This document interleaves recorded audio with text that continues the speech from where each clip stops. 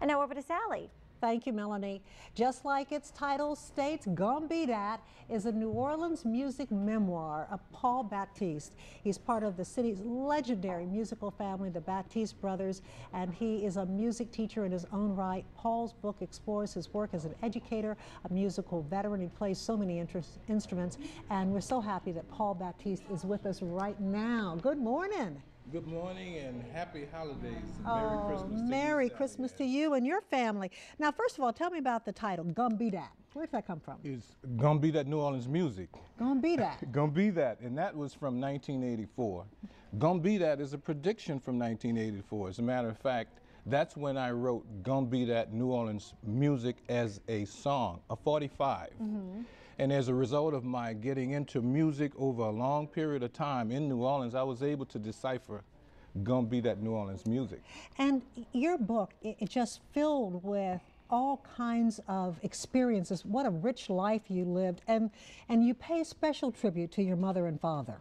Yes, unfortunately, my mom passed away in 2007, and my dad passed away at 99 this year. And my dad and mom is the nucleus, they are the nucleus for the Batiste brothers and the family. We started out with mom and dad in the 60s, and mom and dad had a dream for their family members, and they took us to New York City in 1965. You played at the Apollo Theater. We walked into the bottom of the Apollo Theater, and I looked up and I saw in white uniforms dressed across the stage, the Temptations doing My Girl. There's a caveat to that, though. I have to say that we did play with David Ruffin of the Temptations right here in New Orleans at the Nightcap Lounge. But back to the Apollo Theater, we had a chance to go there because my oldest brother John was in the military. He had funds to go up to the military base on the East Coast. So mom and dad said, well, why not take that money and travel out to the East Coast? We got into 2 cars. It was, imagine, 7 boys, and then we took Ratcliffe along with William McGee.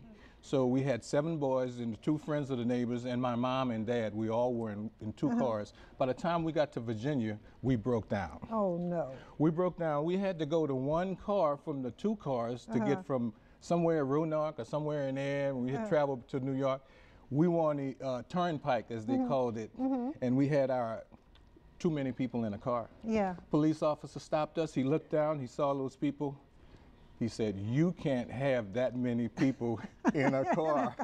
He said, but when you get to the bridge, everybody duck down. Oh, my goodness. Sally You were Ann, the determined ages to were get 18, 16, 14, 12, 10, 8, and 6 years old. And we Paul, could fit under the seat. We are already out of time, but you got to read this book. It is so interesting. It's just crocked full of all kinds of information, and we also want to say that you have a book signing that's coming up, and that's going to be at the community bookstore, and that's going to be on December 29th from 6 to 8 p.m. And we also have a link to Gon' Be Dat, so you can get this book for yourself by visiting our website, WWLTV.com, and clicking on links on forward.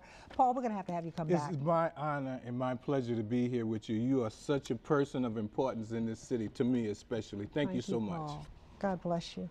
And we're going to be back with much more right after this. Hi, I'm Brianna Warden from New Orleans, Louisiana. I'm stationed in Camp Colby, South Korea, and I just want to say happy holidays to my family and friends back home.